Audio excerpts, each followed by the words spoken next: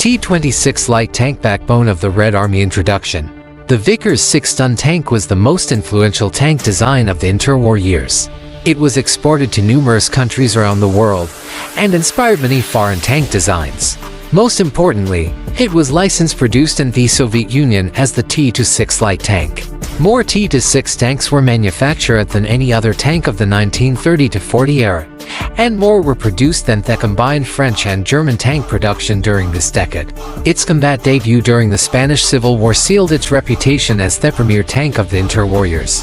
The T-26 light tank made up the bulk of Red Army tank force on June 22, 1941, at the time of the German invasion. By this time, the T-26 was past its peak, and the Soviet tank fleet was debilitated by serious maintenance problems and poor crew training. The enormous tank park, built up at such great expense in the previous decade, largely evaporated under the merciless advance of the German blitzkrieg. Small numbers of T-26 tanks continued to soldier on in 1942, but they became increasingly rare on the Russian battlefield. Several hundred 26 tanks remained isolated in the Soviet Far East, and these did see a brief moment of glory in the final campaign against the Japanese army in Manchuria in August 1945. Development. A British armament firm Vickers Armstrongs had been involved in tank production since World War I. In the 1920s it manufactured tankettes and light tanks with an emphasis toward commercial export sales. Britain had a reputation as a pioneer both of army mechanization and armored fighting vehicle AFV design, and Vickers had a seasoned worldwide sales force. In the late 1920s, to expand its tank portfolio, the firm developed its 6-ton tank, also known as the Mark A, with a prototype appearing in 1928. An associated advertising brochure described it as the best possible combination of firepower, mobility and protection. Several versions were offered, including the Type A trench sweeper with twin machine-gun turrets, and the Type B fire support tank with a single turret armed with a short 3PDR 47mm gun. The tank was lightly armored to a maximum of a half-inch 13mm and offered good cross-country speed and mobility compared to World War I designs. The British Army examined this tank, but rejected procurement, judging the suspension to be too noisy and insufficiently robust. The Soviet Union had begun to manufacture tanks in 1920, starting with a few handmade copies of the Renault FT. This was followed in 1926 with the first series manufactured tank, the T-18 MS-1, a modestly improved evolution of the Renault FT. Development of a broad range of new tanks was undertaken in the late 1920s as part of an ambitious program to mechanize the Red Army. Moscow purchased an improved version of the Renault FT, the Renault NC tank, which led to the development of a Soviet derivative, the T-19. In August 1930, the Revolutionary Military Council RVS released a protocol covering tank production for 1931–33, which called for the manufacture of an astonishing 6,970 FVs including 1,100 K25 Cardin Lloyd tankettes, 4,270 T-19 P2 light tanks, and 1,600 T. To put this in some perspective, total worldwide production during these years was barely 900 tanks. There was some recognition that Soviet tank designs of the time were not cutting-edge technology. In 1929, the RVS created a special tank commission to tour European and American arms manufacturers to purchase more modern tank designs. The commission was headed by Anna Kenty-Kolevsky, the head of the Red Army's Mechanization and Motorization Directorate, and tank designer Semyon Ginsburg. The firms that were visited include Krauss Maffei and Link Hoffmann in Germany, Somua Schneider, and Citroën in France, Vickers in Britain, Akoda in Czechoslovakia, and Christie, Cunningham, and Timken in the United States. Vickers made the biggest impression, since the firm had a broad range of tanks that were available for immediate sale.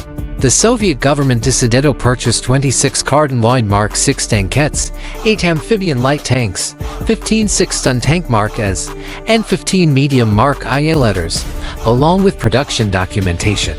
The contract for these tanks along with associated parts and technical aid was £205,000, £5.6 million, $9 million today. The contract signing for the 6-ton tank took place without problems on May 28, 1930, since it was a commercial export assign, but the remainder of the contract was delayed into 1931. since the tankettes and medium Mark Is had been acquired by the British Army and were not yet. Delivery of the 6-ton tanks began in September 1930 and concluded in January 1931. They were locally known as the T-26, with the V indicating Vickers. The UMM was interested in the V-26 as the basis for infantry mechanization. 2 Christie tanks had been purchased in the United States and were earmarked for cavalry mechanization. The main rival of the V-26 was the T-19 light tank, which had been developed by the embryonic Soviet Weapons Development Agency, the Armament Arsenal Trust OAT, in conjunction with the Bolshevik plant in Leningrad. The Bolshevik plant was the new name given to the Obukhov plant, one of Russia's oldest and most experienced arsenals responsible for naval weapons and artillery. This plant was responsible for nearly all Soviet tank production in the 1920s, including most notably T-18 MS-1 light tank. Semyon Ginsburg was assigned to evaluate the V-26, and his report to the Defense Ministry in early 1931 concluded that the V-26 was a superior design to the proposed -19, but that a better solution would be to combine the better features of both designs into a new hybrid called the TMM. The UMM was skeptical of the technical performance of T-19 and balked at the projected price of R96,000 compared to the projected 26 price of R42,000. Kolepsky responded to the Ginsburg report with a warning that Soviet intelligence had learned that Poland was also planning to acquire the Vickers 6-ton tank and the Christie, and that with Anglo-French assistance it could have 300 6-ton tanks and 100 Christie tanks in service by year's end. This highly exaggerated threat assessment prompted Kolepsky to recommend the immediate production of the V-26 in the Soviet Union, since a hybrid V-26 T-19 design would take years of work. In Thieven, the UMM allowed Ginsburg to continue work on the hybrid design as TMM-1 tank, which combined the Vickers suspension, T-19 hull, and an imported American Hercules engine. It entered trials in February 1932 but was insufficiently superior to the Vickers tank to merit further consideration. Kolepsky's argument won the day, and the V-26 was accepted for Red Army service on February 13, 1931, under the new designation T-26, to serve as the standard support tank for combined arms units and the units of the High Command Reserve. The Bolshevik plant was ordered to produce 5 old T-26s in 1931 with the assistance of nearby Leningrad plants including Thysehorsk Steel Works hull and turret fabrication, Krasny Oktyabr Red October transmission, and Krasny Putilovets Red Putilov suspension. The initial hurdle was to convert the British design to metric. The first 10 examples were built out of mild and armored steel and were assembled in June 1931. They were nearly identical to the original Vickers design except for the substitution of the Soviet 7.62mm DT machine gun. Serial production began in August 1931 with a modified turret that was raised toward the rear to offer a vision port. By year's end, 120 tanks had been built of the planned 500, but the Red Army was willing to accept only 100 of them due to profound manufacturing flaws in some of the tanks. Soviet industry had a great deal of difficulty adapting to large-scale tank manufacture of a modern design. Thysehorsk plant was unable to turn out armor plate of the prescribed 13 thickness, and even the 10mm plate it produced had too many fractures and imperfections. The engines gave off frightfully loud noise and installed. The road wheels shed chunks of rubber, the gears in the transmission stripped while under load, and the suspension springs cracked. In 1932, the RVS released its Great Tank program, which included a short-term objective of manufacturing 3,000 T-26 tanks. To facilitate the program, the government started the construction of the new Voroshilov plant No. 174 in Leningrad Leningradsko-Machna Stroiteley Zavod No. 170 for Menike Voroshilova, named after the defense minister. Semyon Ginsburg was assigned to head the design bureau there, called the UKMO Experimental Mechanical Design Department. A variety of changes were made to the design during the 1930 to production run. The Zorsk plant began efforts to shift from riveted towards welded construction. However, a lack of sufficient tools and trained personnel meant that some hulls and turrets were welded, some riveted, and some had mixed welded-riveted construction. The Red Army hoped for better armament on the T-26, and from the outset there were plans to arm the right turret of one tank in 5 with a 37mm PS-1 Gakis gun. The Soviet copy of the French Hotchkiss gun with a lengthened tube Work was underway on an improved version of the PS1 with an extended gun tube, the PS2. A third option was the new B337 gun, a licensed manufactured derivative of the Rheinmetall 37mm gun that was entering production at the Imkulinen Artillery Plant No. 8 in Sverdlovsk. In the event of the 1,627 twin-turret T-26s that were manufactured, about 450 had the gun armament, mostly the short PS1 but perhaps 20 to 30 with the B3 gun. Another option that was tested was a Kerchevsky recoilless rifle, but the scheme was rejected due to the enormous backblast from the weapon, and the need to reload the gun from outside the tank's protective armor. Improved firepower. UMM had noticed the Vickers 6-ton Type B fire support tank with its 3PDR gun, but felt that a more powerful gun would be more useful for closer support. The favored weapon was either the 76mm Model 1927 Regimental Gun or the new 76mm Model 1927 30-seconds tank gun in either a fixed superstructure or on enlarged turret. Two different turret designs were completed in 1932, Federinkov designed Vierose for 3-turret and Ginsburg's T-26-4. The A-43 design suffered from a cramped and inefficient interior, and so a test batch of Fivet 26 for South was assembled at Plant No. 174. In September 1934, during troop testing, a 76mm casing ruptured during firing, killing the turret crew and putting an end to the project. Curiously enough, the turret was redesigned for the cavalry tanks and later saw limited production as the BT-7A artillery tank. While work was underway on a fire support tank, the UMM proposed building a tank destroyer version of the T-26 using a more powerful gun in a single turret. The obvious choice was the new 37mm B3 gun. Ginsburg proposed making this tank the standard tank for the Red Army, but Armychief Mikhail Tukhachevsky continued to favor the twin machine gun option already in production.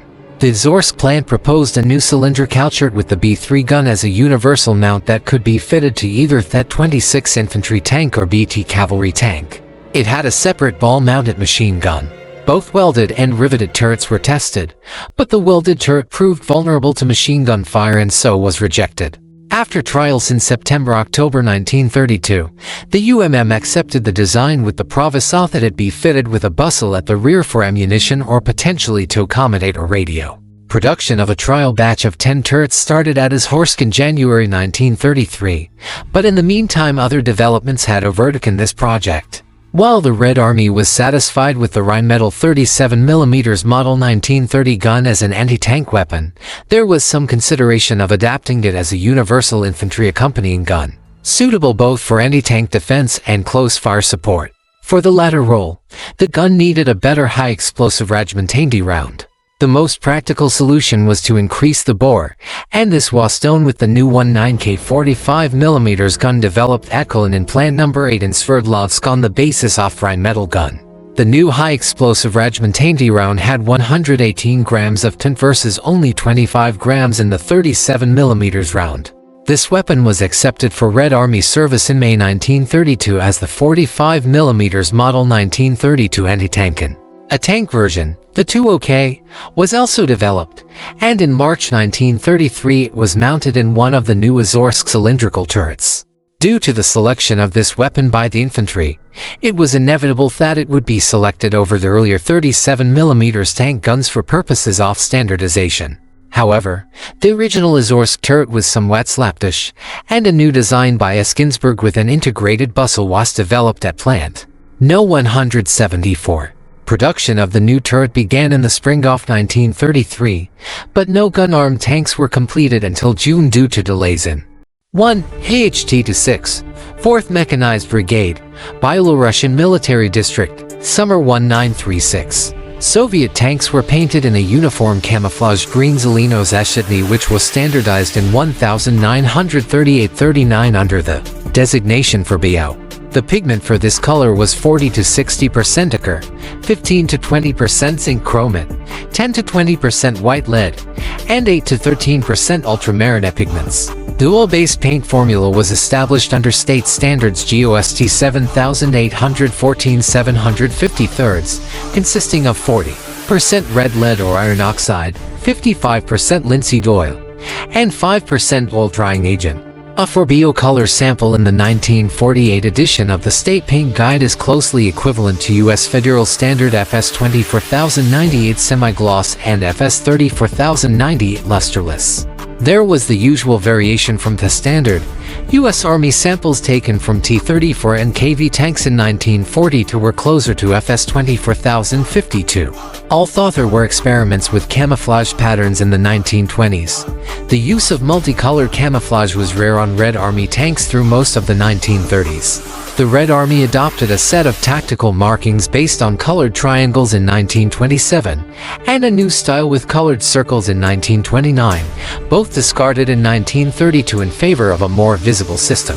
Under the 1932 system, tanks had two bands painted around the turret, a continuous stripe at the top indicating the battalion and a dashed stripe below it indicating the company. These were painted in colors to indicate the number of the subunit: first red, second white, third black, fourth light blue, and fifth yellow. To identify subunits, this system could be accompanied by a hollow square carried on hull side indicating the platoon and a number inside identifying the individual vehicle.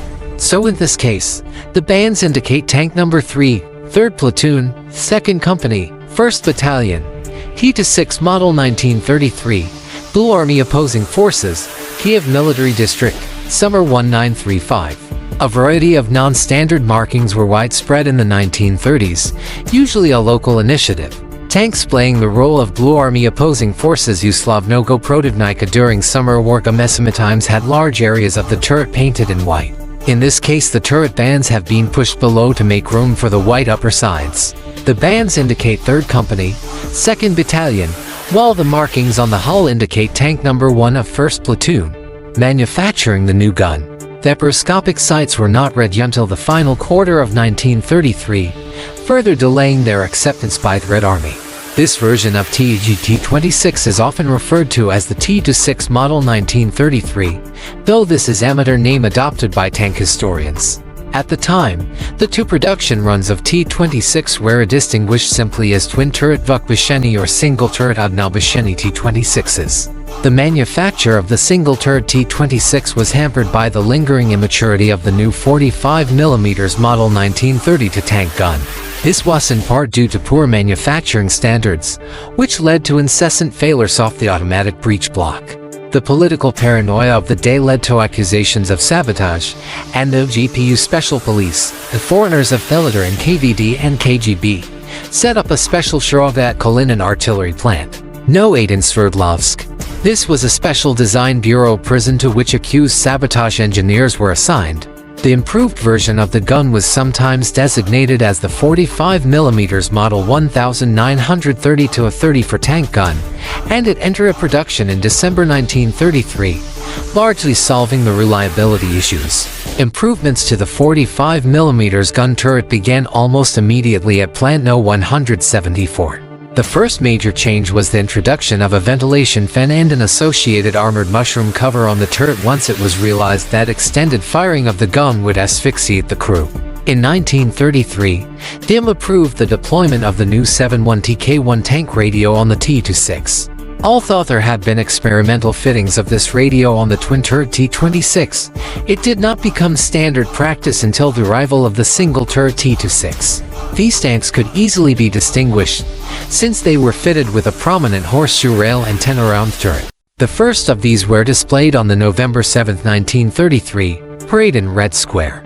These tanks did not receive a special designation, but were called radio tanks Radini tank versus Linetings Linini tank. A variety of small changes were made to the 45mm turret through the course of production.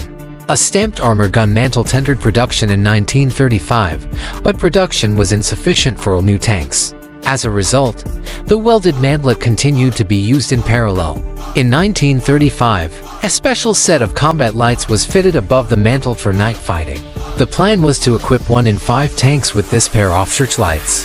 In 1935, a machine gun ball mount was added to the rear of Thederi to provide better tank self-defense against infantry.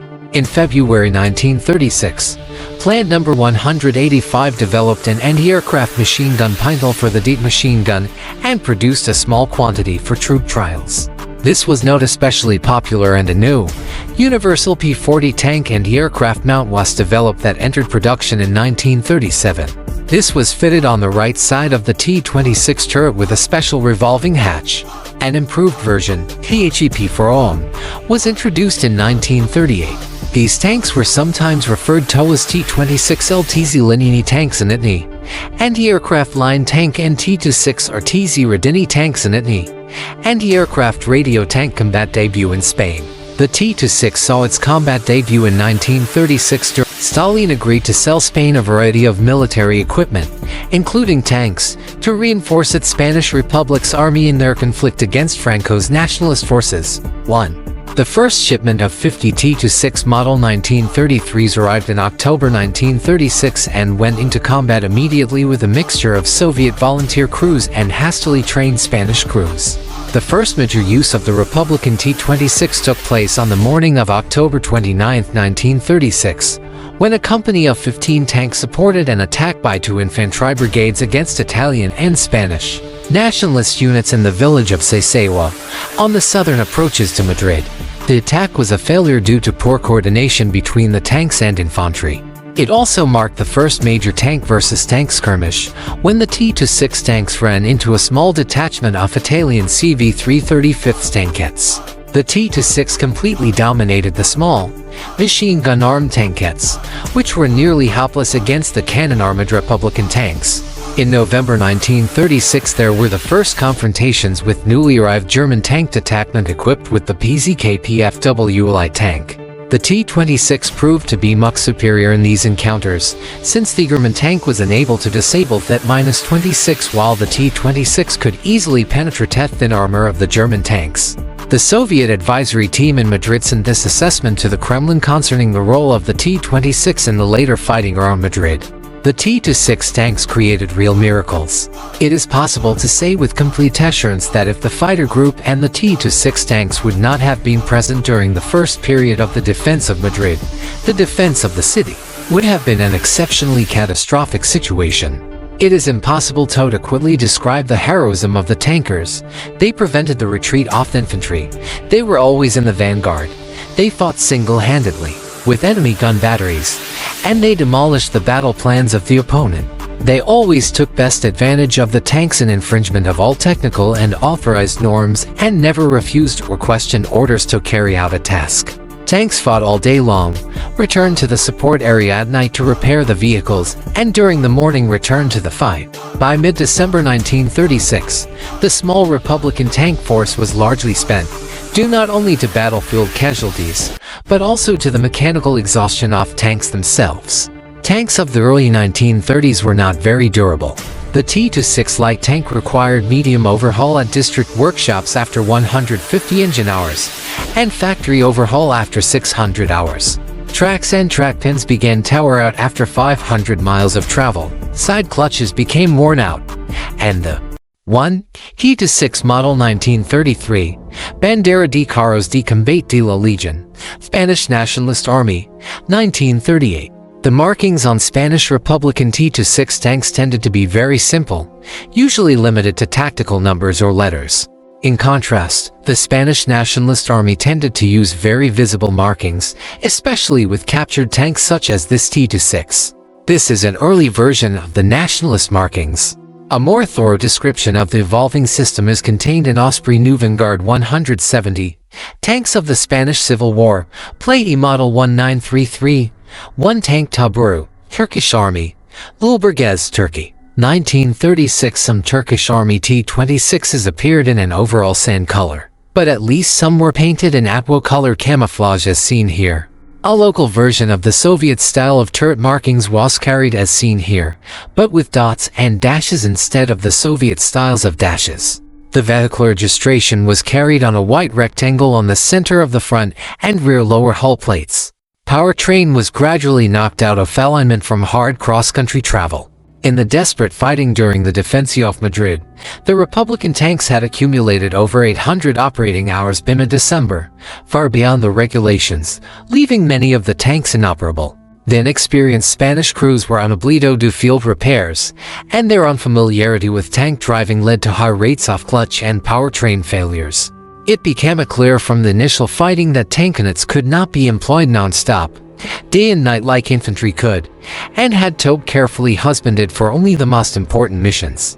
As the Spanish Civil War intensified, Stalin agreed to reinforce the Spanish contingent with a second wave of crews and tanks. About 200 Soviet tank crews and tank specialists arrived on November 26, 1936, commanded by Combrig DG Pavlov, along with 56 new T-26 tanks.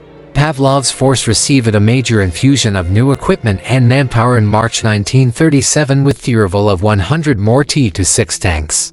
In total, the Soviet Union sold Spain to 81 T-26 tanks, with the final batch arriving in March 1938. The later batches included new T-26 Model 1937s with the Pu-4 anti-aircraft machine gun mount and other improvements.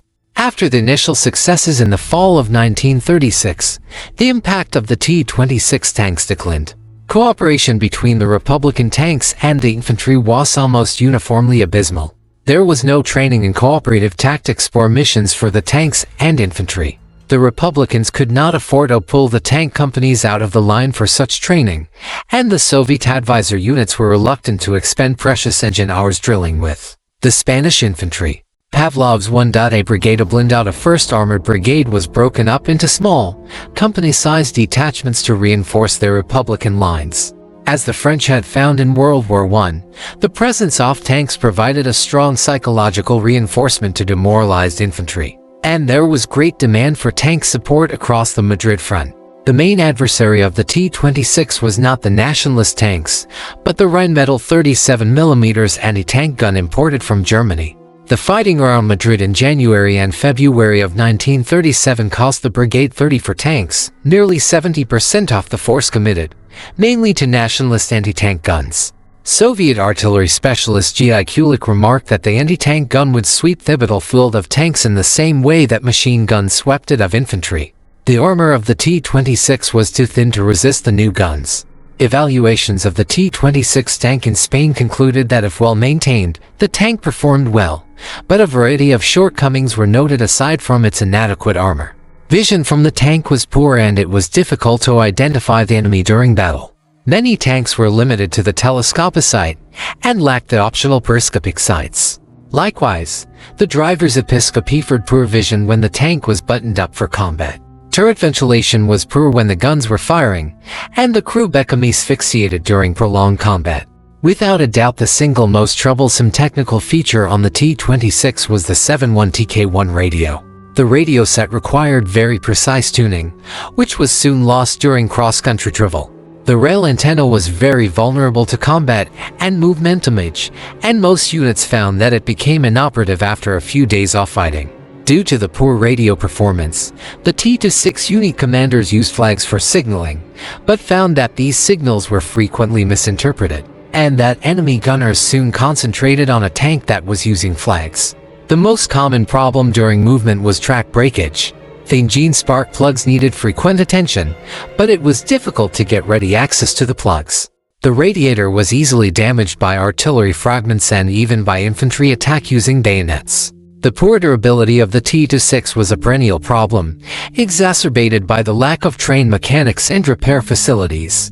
For example, during the Tyrol campaign in December 1937 to February 1938, the 104 T-26s that were involved were repaired 586 times over 65 days of fighting, roughly one. Most of these were ordinary field repairs involving tracks and minor engine repairs. However, there were 63 medium and capital repairs requiring 58 engine replacements, 6 transmissions, 15 main clutches, and 22 side clutches. In other words, every other tank had its engine replaced after only about 2 months of combat use.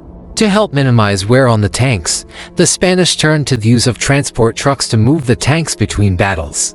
Curiously enough, the nationalists increasingly turned to the T-26 as their preferred tank.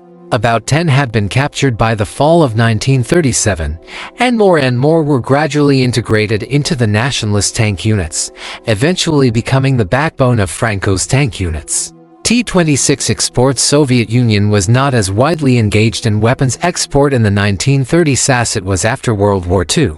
Nevertheless, there was some noteworthy export of the T-26 light tank beyond the Spanish sales. China had purchased 16 Vickers 6-ton tanks in 1935, which served in the 1st and 2nd Tank Battalions in Shanghai.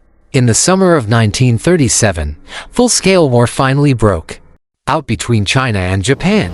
The Vickers 6-ton tanks were mostly lost in fighting with the Japanese in Shanghai in late 1937. The Soviet Union had been involved in border skirmishes with the Japanese Kuomintang Army in Manchuria since 1934, and serious fighting broke out in Mongolia at Lake Khasan in 1938. As Ersul, Moscow decided to support China. The Soviet Union assisted China in forming the 200th Mechanized Division, and in 1938 sold the T-27 T-26 light tanks. This division was stationed in southeastern China and saw considerable fighting in 1941–45. The only other major export client for T-26 was Turkey. A small, trial batch of T-26 Model 1931 twin-turret tanks was purchased in 1932, along with a few T-27 tankettes. In 1934, the Tank Battalion Tank Tabur was formed in Lulburgas and equipped with 60 for Soviet T-26 model single-turret tanks and 30 for Soviet BA-6 armored cars. These remained in service into the 1940s, when they were largely replaced by more modern types. Modernizing the T-26 tank preliminary ideas for a new generation of infantry support tank to replace the T-26 were outlined by Semyon Ginsburg in the fall of 1936. However, the Soviet tank industry was thrown into turmoil by the Great Purges. The initial victims of Stalin's paranoid fury were the top Red Army commanders, starting with Mikhail Tukhachevsky, who was executed after a show trial. Kolepsky was also killed. The tank specialists were suspect due to their central role in army mechanization by the disgraced Tukhachevsky and Kolepsky, and the madness soon spread to the tank development bureaus and factories as well. Reports from Spain condemned the poor durability of the engine on the T-26 and blamed poor manufacturing quality. This led to accusations of treachery at Plant No. 174, and Ginsburg and others were arrested as enemies of the people. And like other tank designers, Ginsburg was lucky not to have been shot. As a result of the political repression, T-26 production in 1937 fell to only 550 tanks, and development work ground to a halt. Ginsburg was later reinstated, but the political paranoia had a pernicious impact at the plant. Work on an eventual successor to T-26 resumed, but in the meantime a variety of improvements were introduced based on the lessons from Spain. Time-proof protection, a new turret with sloped armor entered production in 1938. The engine was upgraded with imported Scintilla and Bosch starters and other improvements that increased its horsepower from 93 to 96. A crew escape hatch was added in the belly-off tank. The suspension was improved by thickening the springs. This version is sometimes called T-26 Model 1938, though this was never an official designation. T-26's engine radiator cover failed to protect it from artillery fragments, Molotov cocktails, and even bayonet yabs. A new cover, nicknamed Thermal Seats at Nizza by tank crews, was added in the summer of 1939. Another major upgrade entered production in late 1938. Since it was impossible to comprehensively up-armor the tank without a complete earthing, a variety of expedient measures were taken. The hull sides were reinforced to 20 mm by adding an applique extension on the upper hull superstructure. This feature first appeared on the final production batches of tanks with the T-26 Model 1938 turret. The turret was modified again with the introduction of a new stemp head manlet in place of the integral welded manlet of the T-26 Model 1938. A gun sight stabilization system was developed, the TOS, and issued to some tanks. In January 1939, the rear turret ball machine gun mount was deleted. Internal ammunition stowage was increased to 186 rounds, 165 on radio tanks. The improved commander's PTK vision device, first used on radio tanks, was also issued with line tanks. The 71TK1 radio was replaced by the 71TK3, and in January 1939 the rail antenna was replaced by a more modern whip antenna. The suspension was upgraded by increasing the spring bundle from 3 to 5 leaves. The version with this upgrade package was variously called the T-26 or T-26 Model 1939. T-26 replacement to expand the Soviet tank production base. The Stalingrad tractor plant STZ, Stalingradsky Traktorny Zavod, was brought in to produce the T-26.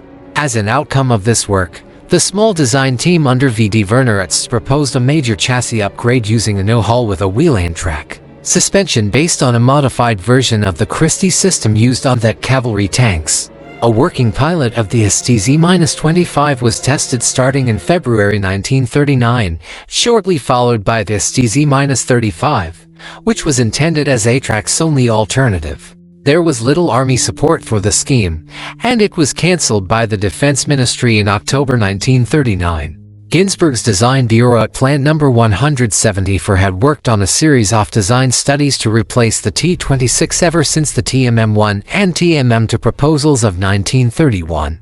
The Red Army tested a Czechoslovak LT-35 tank in 1938, and Ginzburg copied the Schneider-Brill suspension for the UPGRAD T-26M. Plant No. 185 proposed a deeper modernization called the T-26-5. Which would have used the new suspension or another type with coil springs, increased the hull armor to 20 mm, and increased the engine power to 130 to accommodate the weight increase.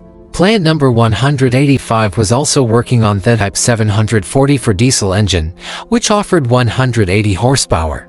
In March 1940, the work was consolidated under Plant No. 174.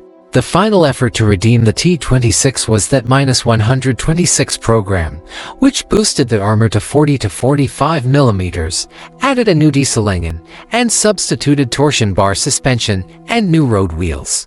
The poor combat performance of the T-26 in Poland in 1939 and in Finland in 1939-40 led to considerable skepticism in the Red Army over its future viability. Plant No. 174 was already working on a fundamentally new infantry tank that would eventually emerge as the T-50. As a result, production of T-26 was terminated on January 1, 1941, and the assorted upgrades gradually slipped into limbo. Flamethrower tanks. Most significant versions of the T-26 family were the flamethrower tanks, labeled in Red Army service as chemical tanks, KHT Chemichesky tank, or later as flamethrower tanks. Ognometny tank. Development of first flamethrower tank based on the T-26 twin turret began in 1932 at Voroshilov Plant No. 174. It was originally called the BKHM-3 Bovai Chemichesky Machine, chemical fighting vehicle. The left side turret was removed to provide hull space for a large 400-liter fuel tank, along with three 13.5-liter compressed air tanks. The KS-2 flamethrower was mounted in the right side turret along with a DT machine gun, and it had an effective range of about 40 meters. Trials were conducted in the summer of 1930 by the Red Army Chemical Forces, and after acceptance for Red Army service, 552 were manufactured in 1932-35. The limited range of the flamethrower led to further development work on a version derived from the single-turret 26 model 1933, in conjunction with the compressor plant in Moscow. The KHT-130 tank was fitted with the new KS-5 flamethrower, which increased the maximum range to 53 meters with a 1-second burst projecting 9 liters of kerosene fuel. The turret was moved from the left side off hull to the right side in order to accommodate the fuel containers. Two fuel containers were located in the left side of the hull with 393 liters of kerosene, and there were 13-liter compressed air cylinders on the right side of the hull under the turret. Production took place at Voroshilov Plant No. 174, and 401 were manufactured from 1936 to 1939. In 1939, work was undertaken in several new designs. There was some concern that flamethrower tanks could not defend themselves, and so there was interest in a flamethrower tank that retained the 4.5 gun while still carrying a flamethrower. The KHT-131 was based on the T-26 model 1938, but with a flamethrower in the turret along with the usual 45mm gun. This arrangement proved unworkable due to the small internal dimensions of the turret and tank hull. This gave way to the KHT-132, also based on the T-26 model 1938, but without the 45mm gun. Since the new T-26-1 model 1939 was entering production at this time, work transferred to this design as KHT-133. This was essentially similar to the earlier KHT-130 except for the use of the new chassis. Production proved troublesome due to difficulties in tanking the flamethrower equipment into the new turret. The idea of retaining the main gun remained attractive, so in late 1939 Plant Number 174 developed the KHT-134, which kept the 45mm gun in theory, but moved the flamethrower to the center of. To pilot tanks were built on modified T-26 model 1939s that had been fitted with applique armor. They were completed in January 1940 and were sent to the 210th Chemical Tank Battalion of the Northwestern Front serving in Finland. 1. KHT-130, 210th Independent Chemical Tank Battalion, Soviet 7th Army, Karelia, Finland, February 1940. Soviet tanks originally appeared in overall for BO camouflage green in the opening phases of the 1939-40 Winter War. However, whitewash appeared during the reforms in January 1940. In this case, a flamethrower tank has been given a vivid camouflage pattern of whitewash stripes over its usual green. More often, the tank was painted entirely in whitewash to KHT-130, Mechanized Corps, Western Special Military District, June 1941 in 1939. The Armored Technology Scientific Research Institute NIBT at Kubinka established a set of recommendations for camouflage painting of armored vehicles. Units in Group 1 Northern USSR were to use 2 or more colors including for BO green, 6K dark brown, San Svetlopeshny, and 7K earth yellow Zhelto-Zemlisty. Group 2 Southern European USSR were to use a green with a sea wave pattern of 7K earth yellow. Group 3 Central Asia were to use brown and sand. Group 4 Far East were to use green and dark brown. These rules were not rigidly applied, and this flamethrower tank shows a common schema for BO green and 6K dark brown. Contrary to popular belief, the National Red Star insignia was not regularly painted on tanks, though it was not uncommon for it to be applied for parades or other events. In this case it is a more elaborate version than usual, and this insignia was also repeated in the center of the lower bow plate. Chemical tanks were initially deployed in company strength in the new mechanized and tank brigades. From 1935, they were generally deployed in independent chemical tank battalions, consolidated in later years into chemical tank brigades. During the late 1930s, there were 3 of these brigades, 1 each in the Far East, Volga, and Moscow military districts. The first combat use of the chemical tanks took place in the Far East with the commitment of the 9th Mechanized Brigade against Japanese forces near Lake Khasan in August 1938. This brigade had 9 KHT-26 tanks, and lost in during the fighting. When fighting renewed in May 1939 near Kokhingal, the Red Army had 2 companies numbering about 10 KHT-26 with the 11th Tank Brigade. In July 1939, a company of the 2nd Chemical Tank Brigade entered the fray with 18 KHT-130 flamethrower tanks, and additional units arrived in time for the August 1939 fighting. An after-action report concluded that the use of chemical tanks during the conflict in the Kokhingal region fully paid off, and they won a strong reputation among the infantry. The Japanese infantry proved afraid of chemical tanks, evident from the testimony of captured soldiers, NCOs, and officers, as well as by the behavior of their troops when under attack by chemical tanks. The KHT-130 and KHT-26 proved to be an indispensable weapon for burning and smoking out Japanese troops in slitrench, bunkers, etc. On the negative side, the stream range of 35 to 40 meters does not keep the tank outside of enemy grenade range. The KHT-26 is obsolete and based on an imperfect chassis that renders it ineffective in combat. The chemical tanks were committed in far larger numbers during the interwar with Finland in 1939-40, including for separate chemical tank battalions 201st, 204th, 210th, and 218th, as well as 13 flamethrower tank companies. At first, they did not prove to be very successful due to the poor state of preparation of the Red Army in general. By the early months of 1940, however, more sophisticated assault tactics were developed to overcome Finnish bunkers. Attack groups usually consisted of 2 flamethrower tanks, 3 gun tanks, a combat engineer platoon, a company of infantry, and 1 or more field guns. Attacks were frequently staged at night to reduce the vulnerability of the tanks. The gun tanks suppressed fire from the Finnish bunkers and also helped break open the embrasures with gunfire to make them more vulnerable to flame attack. Although flamethrower tanks proved essential in these tactics, the cost was very high due to the thin armor of the basic T-26 and the short range of the flamethrowers. An after-action report noted that in comparison to the T-26 line tanks, the losses of the chemical tanks are much higher. According to reports, the line tanks suffer 14.9% casualties when kicked out, while the chemical tank battalions suffer 34.3% losses. The explanation for this is the inevitable result of the fires that are ignited when the tank is penetrated. The fire often engulfs the chemical tanks for 15 to 20 hours, and the temperatures are so high that the crankcase and transmission are melted, sometimes even the glass vision devices. The vulnerability of the flamethrower tanks led to a crash-up-armoring program by the Soviet 8th Army workshops, and Voroshilov Plant No. 174 rushed 15 of the new KHT-133 to the front with factory-installed appliques that increased the side and frontal armor to 30 to 40 millimeters. As a result of the combat experiences in Finland, the consensus emerged that the compressed air method for projecting the flamethrower fuel was fundamentally flawed. As a result, work on compressed air flamethrowers was abandoned in favor of work on a new generation of flamethrowers using gas generators powered by gunpowder. As a result, the KHT-134 was the last type of flamethrower tank based on the T-26 chassis, and there was no series production beyond the two prototypes.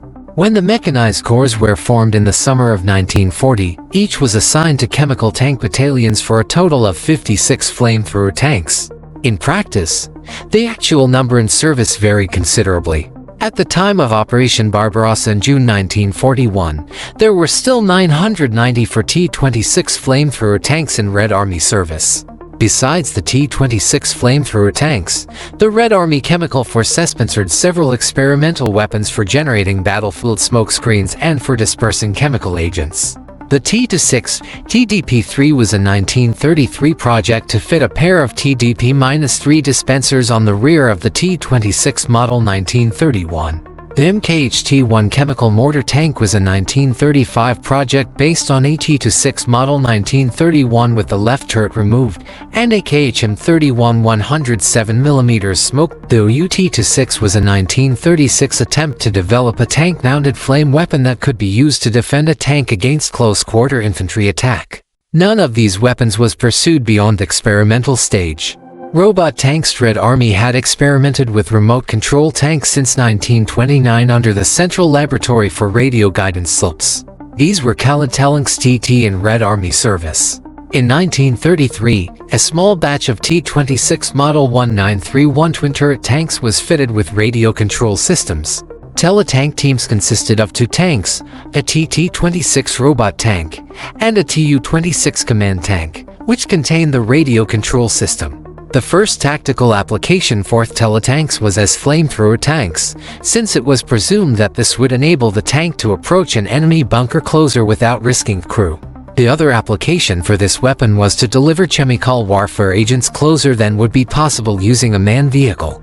Further work on the teletanks was undertaken by the NIA-Duo Research Institute and Vladimir Bakari's Ostek Bureau Osobotechnicheskoy Bureau, Special Technology Bureau. Towards the end of 1936, Voroshilov Plant No. 174 manufactured 3-7 Project Titan teletank teams, each consisting of a TT-26 teletank and a Tu-26 command tank. The teletank resembled the normal T-26 Model 1933 single-turret tank, but a KS-2 flamethrower was used in place of the 4.5 gun. The command tanks used the TOZIV radio command system.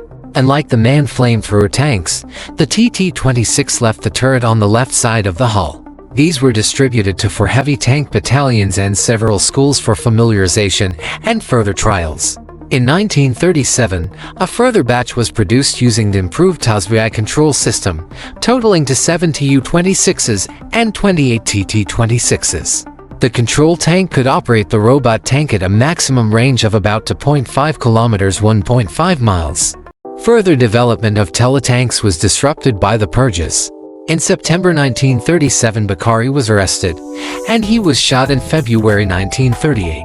The small operational experiments with the teletanks in 1936-37 and the arrival of the new 1937 batch led to consolidation of the teletanks in the 152nd and 217th Independent Teletank Battalions. The 152nd Indel Tank Battalion was deployed during the Polish campaign of 1939, but saw no use in the robot tank role.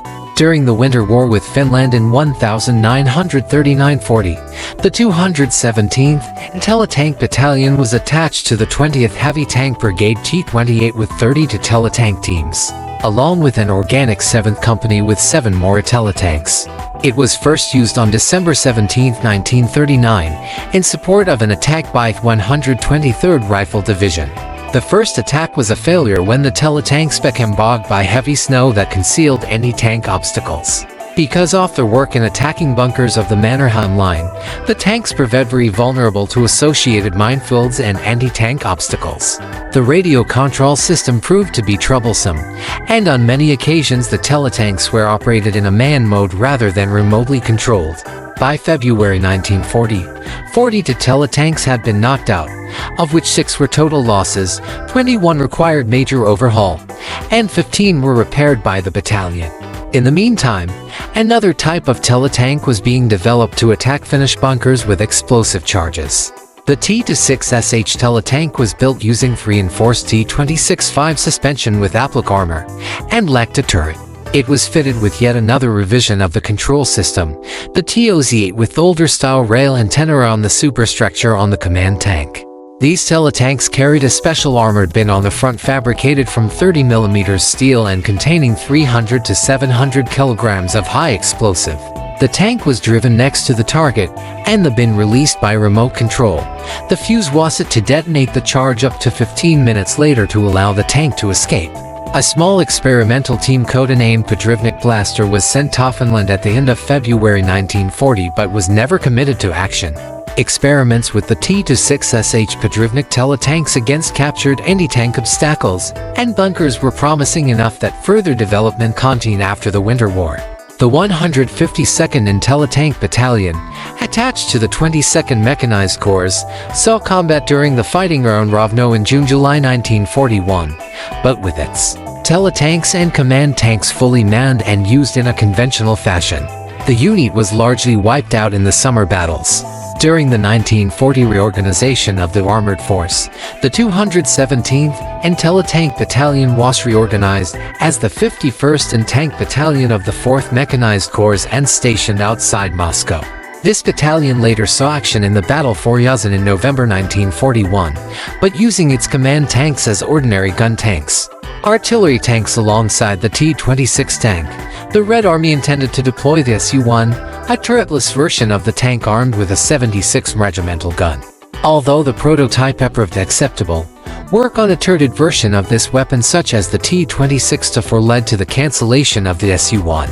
That program was revived in 1933 as the T-1, but rearmed with the new 76mm PS3 gun, which could fire the ammunition both off 76mm Model 1927 Regimental and the 76 Model 02 Divisional gun. Although testing in 1935 was successful, the abandonment of the PS3 gun project led to the demise of the T-1. In 1933, the RVS approved the development of a small triplex artillery system on the T-26 chassis with the Su-5-1 armed with the 76mm Division Algen Model 1900-30s. The Su-5-2 with the 122mm Howitzer Model 1910-30s, and the Su-5-3 with the 152mm Mortar Model 1931. Prototypes of all three were built and tested, but the Red Army decided to abandon all but the Su-5-2. A total of 33 of these were manufactured, most serving in the Far East. The only other mechanized artillery version to be built in any quantity was the Su-6, which mounted the 76mm 3K Model 1931 76mm anti-aircraft gun. This was in a special platform with folding panels to accommodate the gun crew.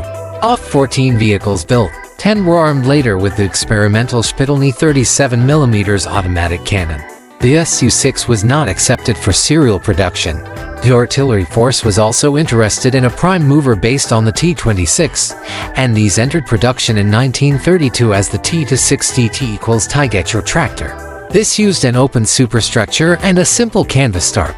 In 1936 there was a modest production run of 10 or more T-26s as well, which were used to tow the NEWF 20 to 76 mm divisional gun.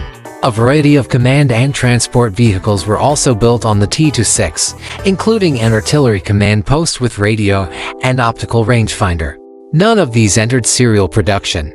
After the start of the war with Germany in 1941, the Kirov plant in Leningrad used some T-26 chassis to make improvised self-propelled guns. At least 2 were armored with 37 mm guns, and a further dozen with 7.6 regimental guns behind a riveted armor shield. Some of them called the Su-26. These were used mainly by the 124th and 220th Tank Brigades in the Leningrad area. Engineer Combat Vehicles Red Army's engineer branch undertook extensive experimentation with the T-26 chassis for armored engineer vehicles. A wide variety of mine rakes, mineralers, and mine plows were developed, but none entered service use. There were also a variety of schemes for crossing rivers, including deep fording kits for driving underwater, and inflatable pontoons for swimming across rivers. None were accepted for production. The only engineer tank to reach serial production was this T-26, manufactured in small numbers in 1934, which could deliver and deploy a 6-meter-long bridge. These were typically deployed in motorized pontoon bridge battalions with a section up for bridging tanks. Combat Record War in the Far East. The first combat use of the T-26 by the Red Army took place in 1938 during fighting with the Japanese around Lake Khasan in July. There were 5 T-26 tanks in this sector with the 2nd Mechanized Brigade and the 3 Tundan 30th and Tank Battalions, including 10 T-26 flamethrower tanks, 3 ST-6 bridge layers, and 13 Su-5 to 122 mm self-propelled howitzers. The 2nd Mechanized Brigade had its upper ranks decimated by political purges in the days before the battle, and performed badly in combat. During 1 Su-26, 220th Independent Tank Brigade, Leningrad Front, Winter 1943.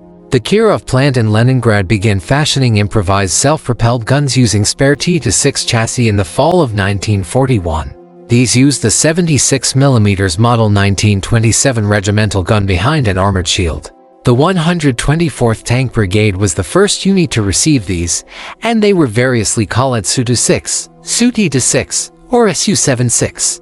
These subsequently equipped the 220th Tank Brigade, and this plate shows one still in use in the winter of 1943, with a rough whitewash finish to T-6 Model 1933 Akranovka, 220th Tank Brigade, Leningrad Front, February 1944. One of the main tactical shortcomings of the T-26 was its thin frontal armor.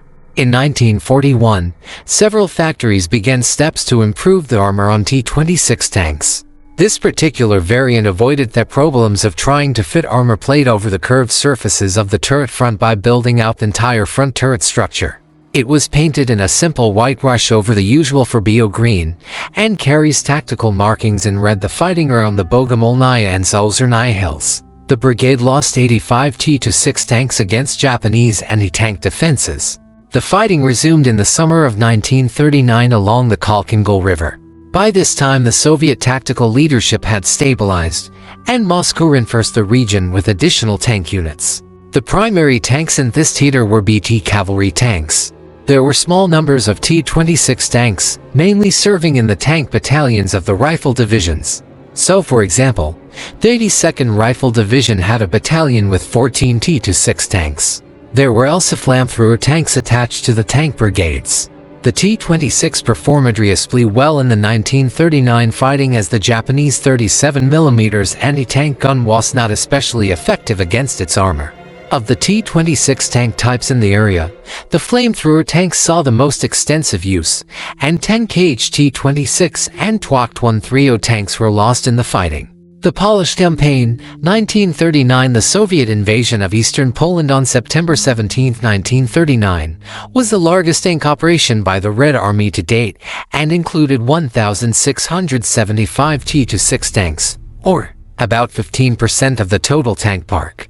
Most of these were in the tank brigades, which had a nominal strength of 256 to 267 tanks per brigade. Others served in the tank battalions attached to the rifle divisions with 1 to 15 T-26 tanks per division.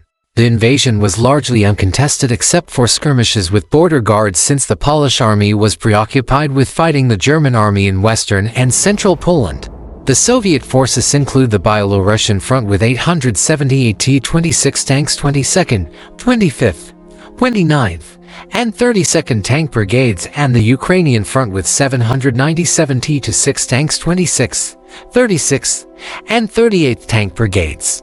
Combat losses were minuscule, only 15 T-26 tanks of all types. However, the invasion was an embarrassing display of the incompetence of the Red Army to conduct even an uncontested road march. Some 300 T-26 tanks broke down during the advance, about a fifth of the invading force. The problems were due to the poor leadership and demoralization of the senior commanders in the wake of the purges, the poor training of the average Red Army conscripts, and the lingering durability problems with the T-26 tank. The Russo-Finnish Winter War, 1939–40. The uncontested Polish invasion hinted at the profound problems in the Red Army tank force, but the campaign against Finland starting on November 30, 1939, made these problems alarmingly clear. The Leningrad front, homemade of the main T-26 production center, had 848 T-26 tanks on hand at the start of the war. The fighting eventually involved 20 divisional tank battalions, 4 light tank brigades, and the 10th Tank Corps. The employment of specialized flamethrower tanks and teletanks in the campaign has been detailed in the sections above. The performance of the T-26 units in the first months of the campaign was poor. The narrow tracks of the T-26 were not ideal in deep snow, and snow-covered anti-tank obstructions and minefields took their toll. The Finnish forces were ensconced in the defensive positions of the Mannerheim Line. Even though the Finnish anti-tank arsenal was poor by European standards, it proved deadly against the thinly armored T-26. In the first 2 months of fighting from November 30, 1939 to February 1, 1940, the Red Army lost 1,110 tanks of all types from a starting strength of 1,570 tanks. Of these tank casualties, 540 were combat losses and 570 were mechanical breaks. The primary causes of the combat losses were gunfire 275 tanks and mines, obstacles 106 tanks. Prior to the renewal of the offensive, the Red Army on the Finnish front began a thorough re-examination of tactics and training, with the intention of reforming its forces prior to a major offensive. There were a few small technical innovations, such as the introduction of tank-drawn engineer sleds, which could be used to haul explosives forward for attacking Finnish bunkers, and Sokolov armored sleds to tow infantry assault squads forward under limited protective cover. The offensive resumed on February 1, 1940, and relied as much on brute force as on refinements in tactics. At the start of February offensive, there were 1,740 tanks of all types. Tank losses during final 6 weeks of the assault were quite heavy, but the Finnish defenses finally crumbled. Total losses in the Finnish campaign were nearly 3,200 tanks of all types, of which 1,920 were combat losses and 1,275 were mechanical breakdowns and accidents. T-26 losses were about 1,170 tanks, including flamethrower tanks. The Soviet 7th Army bore the brunt of the fighting and lost 2,543 tanks, of which 930 were T-26s. Of these, 1,498 tanks including 463 T-26s were recovered and rebuilt. Operation Barbarossa. Wehrmacht had watched the inept performance of the Red Army in Poland. Its disastrous performance in Finland whetted Hitler's appetite for aggression against his erstwhile ally. In the wake of the spectacular and unexpected German victory over France in May and June 1940, the Red Army changed course yet again and reorganized its armored force. Its various tank brigades were consolidated into massive mechanized corps, emulating Panzer Corps. This proved to be a serious mistake. In the wake of the purges, the Red Army lacked an experienced cadre of senior commanders to lead such a force. Its junior officer ranks were inexperienced and usually a pay grade above their skill level. And the Red Army had systemic problems in command and control as well as logistics. On paper, the Red Army tank force was impressive. Even after the tank losses in Finland, the Red Army had more T-26 tanks on hand than all German tanks combined. The German panzer force was still heavily dependent on obsolete and weakly armed types such as the PZK-PFW and PSK-2. What the panzer force lacked in numbers and tank firepower it made up for with combat experience, better unit organization, and a much more sophisticated command and control network, which was well suited to waging mobile warfare. Furthermore, the Red Army's apparent superiority in tanks was an illusion. The vast numbers of T-26 infantry tanks and cavalry tanks hid the rotten core of mechanical decay, shortages of spare parts, and poor repair. The mechanical problems were exacerbated by a poor standard of training amongst the tankers and junior officers.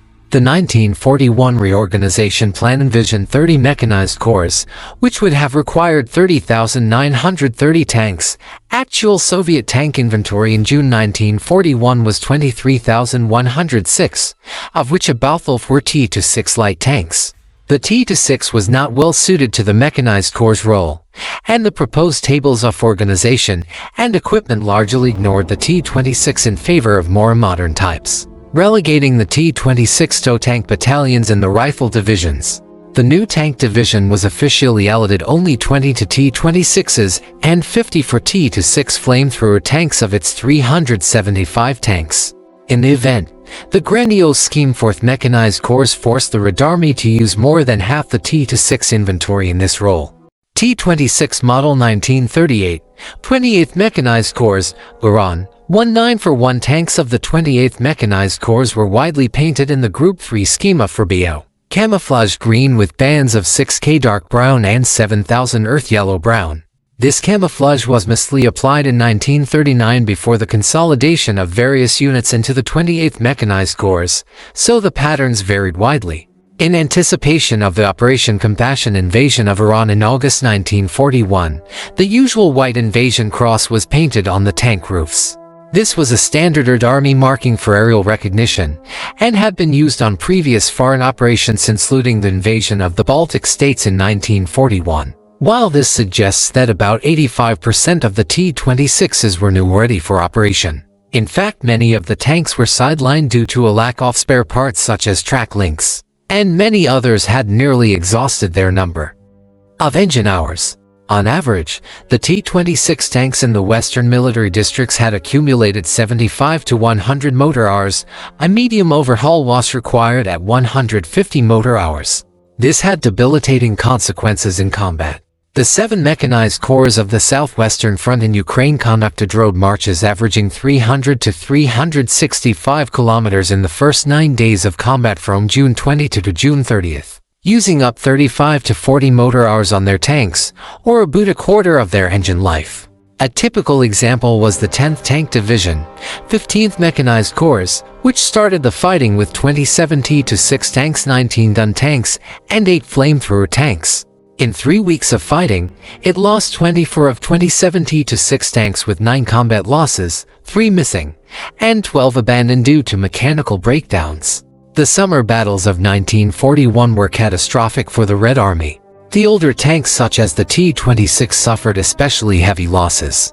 For example, the Southwestern Front in Ukraine, formerly the Kiev Special Military District, started the war with 5,966 tanks, of which 1,955 were T-26 tanks.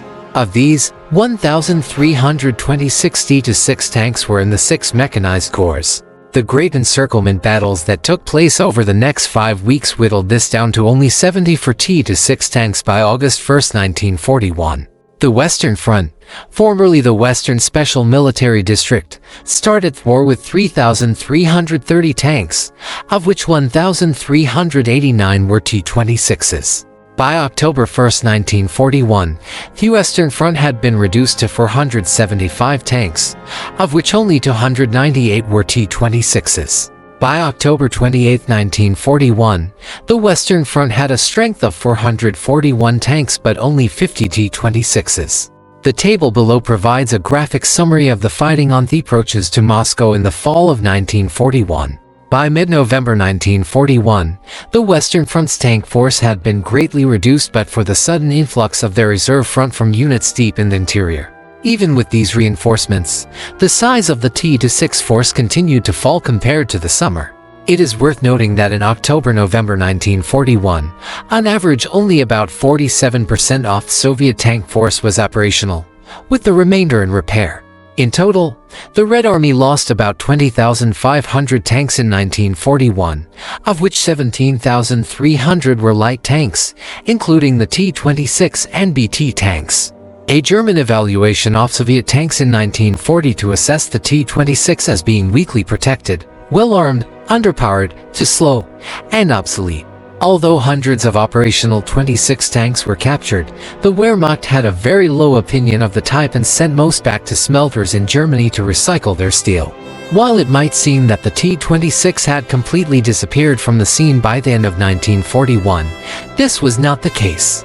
There were substantial numbers of T-26 tanks deeper in the Soviet Union, most notably in the Caucasus and in the Far East. Some of these units were dispatched to the Moscow theater and saw combat in the bitter battles of winter 1941–42. One of the more obscure campaigns from the summer of 1941 was Operation Barbarossa, the Soviet element of the Anglo-Russian invasion of Iran in August–September 1941. The aim was to depose the pro-German Shah in order to provide a route for shipping supplies to the Red Army. The largest tank element of the Red Army contingent was 28th Mechanized Corps, which contained 2 tank divisions, both equipped with the T-26 tank, and totaling 869 light tanks and 131. Model 1938, 55th Tank Brigade, Crimean Front, March 1942. This is another example of one of the variations in the Group 3 scheme in a brigade formerly part of the 6th Tank Division, 28th Mechanized Corps, after it had been withdrawn from Iran and reorganized. The base for BO color of the tank has a pattern of 6K brown bands, along with the battalion company bands in white. This has been overpainted by a pattern of 7K earth yellow, partly covering the old battalion company bands. 2 T-26 Model 1938, 39th Tank Division, 18th Mechanized Corps, Human, August 1941. The formation of the massive mechanized corps in 1941 encouraged the use of tactical markings to distinguish the component divisions and tank regiments. There was no national system for these markings in 1941, and they were usually adopted on the initiative of local commanders. This is an example from one of the tank divisions that served in the Ukraine in the summer of 1941, consisting of a broken white turret band with a number, possibly indicating one of the constituent regiments or subformations. 2 T-26 Model 1938, 39th Tank Division, 18th Mechanized Corps, Human, August 1941. The formation of the massive mechanized corps in 1941 encouraged the use of tactical markings to distinguish the component divisions and tank regiments. There was no national system for these markings in 1941, and they were usually adopted on the initiative of local commanders. This is an example from one of the tank divisions that served in the Ukraine in the summer of 1941, consisting of a broken white turret band with a number, possibly indicating one of the constituent regiments or subformations. Captured T-26 tanks in combat. Finland purchased 30 for Vickers 6-ton tanks, and these saw combat service in 1940 fighting. The Finnish captured numerous T-26 tanks and their derivatives during the 1939–40 Winter War. The Vickers 6-ton tanks were modernized by rearming them with captured Soviet 45mm tank guns, and they were sometimes called T-26E. As of May 31, 1941, the Finnish army had 26 Vickers light tanks, 10 T-26 Model 1931s, 20 T-26 Model 1933s, 4 T-26 Model 1938s, OT-26 flamethrower tanks, and 4 OT-13. These saw extensive fighting in Karelia in the summer 1941 battles. Additional Soviet T-26 tanks were captured in the summer 1941 fighting and afterwards. The Finnish army recognized the shortcomings of the T-26 in terms of firepower and protection, but even as late as July 1943, more than 120 Vickers and T-26 light tanks were in service, making up the bulk of the Finnish tank force. When the Red Army launched its summer 1944 offensive in Karelia, the Finnish army still had 87 T-26 tanks in service, and 25 were lost in the summer fighting. The Finnish T-26 remained in service in dwindling numbers after the war. Germany captured thousands of T-26s in 1941, but regarded the type as obsolete and mechanically troublesome. A small number were retained for use by rear area security and police units under the designation PZKPFW 740R or 26R. By the end of 1941, only 16 T-26R tanks had been repaired and assigned to security units. They continued to be used in small numbers throughout war. Panzerjägerhaupt 563 built about 10 improvised tank destroyers on captured T-26 chassis, replacing the turret with a 75mm Pak 97/38. Some of Germany's Eastern Allied armies made limited use of captured T-26 tanks. The Romanian army had 33 T-26 tanks in service in November 1942. The final battle, 1945, the last stronghold for the T-26 was in the Soviet Far East. The T-26 was still a viable tank when facing the poorly equipped Japanese army. Compared to the start of the war in 1941, when there were about 3,000 T-26s in the Far East, by August 5, 1945, there were still 1,461 T-26s in the region, of which 1,272 were in service, and the T-26 was the most common tank type in the region next to the T-34. In 1944-45, the Baikal Military District created 55 armored transporters using obsolete T-26 tank chassis that served with the mechanized infantry elements of the 10th Mechanized Corps. A widened track Grosser Spätstrack was also developed and manufactured locally to improve T-26 traction in soft soil. During the August 1945 offensive by the First Far East Front against the Japanese Army in Manchuria, the T-26 served in the 10th Mechanized Corps, in 11 tank brigades, and in one independent tank regiment totaling 347 T-26 tanks and 55. After the war, in December 1945, there were still some 1,455 T-26 tanks in the Far East. On April 2, 1947, Moscow ordered that the local Commonspressor to complete examples of each obsolete tank type for display at army museums, while the remaining inventory of T-26 tanks was placed at the disposal of the civilian economy for scrapping or secondary uses. This ended the use of the T-26 by the Red Army.